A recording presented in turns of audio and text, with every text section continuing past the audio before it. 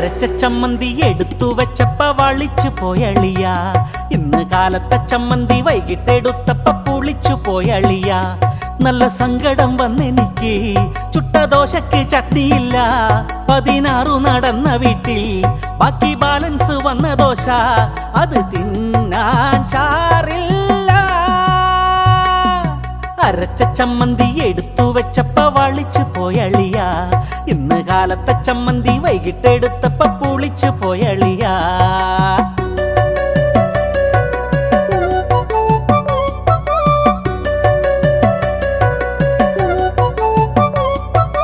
തേങ്ങെട് പിന്നെ ചെരവെട് തെങ്ങ മുളകും കൂട്ടി അരക്ക്.